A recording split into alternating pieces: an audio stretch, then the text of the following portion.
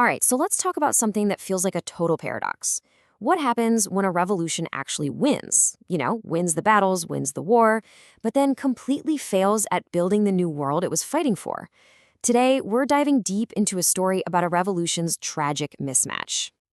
So here's the central puzzle, right? How can a movement that does everything right on the battlefield, that achieves total victory, somehow end up losing the peace? To really get our heads around this, we're going to go back in time, to the turn of the 20th century, to Iran's constitutional revolution of 1906. So first things first, let's set the scene. We're in the early 1900s, and the Persian Empire, which was once this absolute giant of civilization, it's crumbling. It's getting squeezed by foreign powers like Russia and Britain, and it's rotting from the inside out with corruption.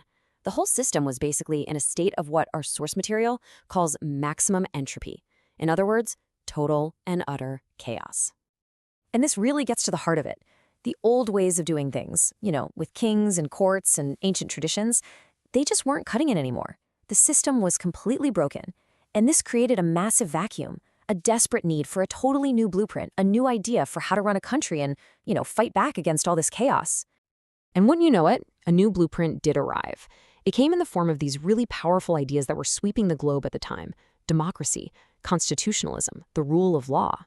Now, for the intellectuals and the reformers in Iran, this wasn't just some passing trend. It felt like the answer, a truly rational solution to the country's problems. Now, this is where it gets really interesting because our source material gives us a great way to think about this. It calls this new blueprint the map. The map is the world of reason, logic, law, administration, all that good stuff. You can almost think of it like a new operating system for the country, a clean, logical design for a modern state that's meant to replace the old, corrupt, chaotic one. But here's the thing about a blueprint. It's just an idea on paper, right? To make it real, you need energy. You need some kind of force to actually build the thing. And that force came in the form of men like our hero today, Sattar Khan. Now, he wasn't some intellectual or a politician. He was what they called a Pahlavan, a traditional hero, a warrior who embodied this ancient Persian ideal of chivalry and courage. And this is the other crucial piece of the puzzle.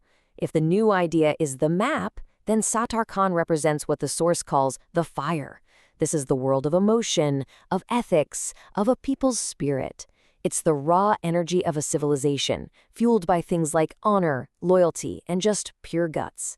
It's the passionate heart of the nation, a total contrast to the cool, calculating logic of the map. So what happens when you unleash this fire in service of the map? Well, you get victory. And it happens incredibly fast. In 1906, you have these huge protests that force the government to grant a constitution.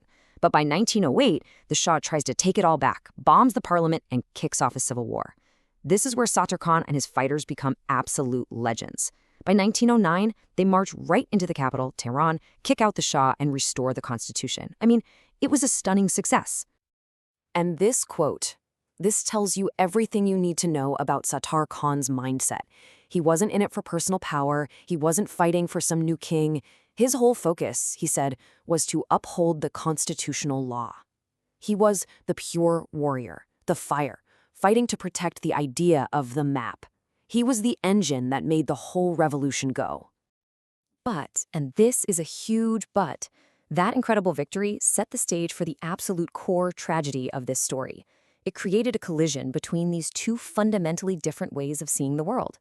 So what actually happens when the passionate warrior has to work with the logical bureaucrat after the war is already won? And just look at this. You can see the contrast plain as day. On one side, you've got the map. It's all about logic, laws, order, and bureaucracy.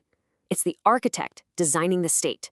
And on the other side, you've got the fire, pure passion, chivalry, honor. It's the warrior, the individual.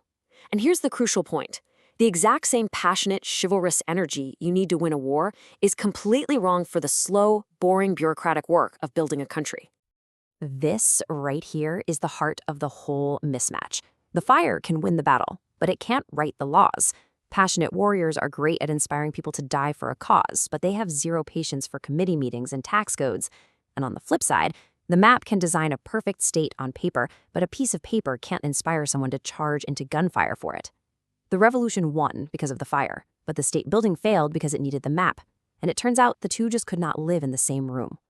So this collision, which was probably inevitable, led to the entire revolutionary project just unraveling.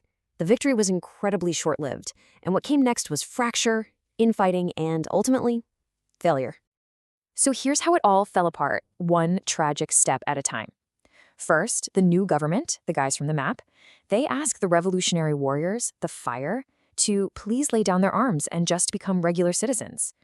Well, that immediately leads to deep mistrust. The logical architects see these armed heroes as a threat to stability, and the passionate fighters, they see the bureaucrats as weak and ungrateful. So the whole movement fractures, which leaves the brand new state totally vulnerable. And in the end, the attempt to install democracy fails, leaving this deep scar on the nation's psyche. And the symbolic end to all of this really comes in 1911. This is the year that the new constitutional government, the very government that Sattar Khan had fought and bled to restore, sent its own forces to disarm him and his men. The mob literally turned on the fire, putting out the very blaze that had brought it to life in the first place. And this whole story, from over 100 years ago in Iran, leaves us with this massive, lingering question. It's a timeless challenge, really. Can a nation, or any big project for that matter, truly build a lasting future if its heart and its mind are fundamentally at war with each other?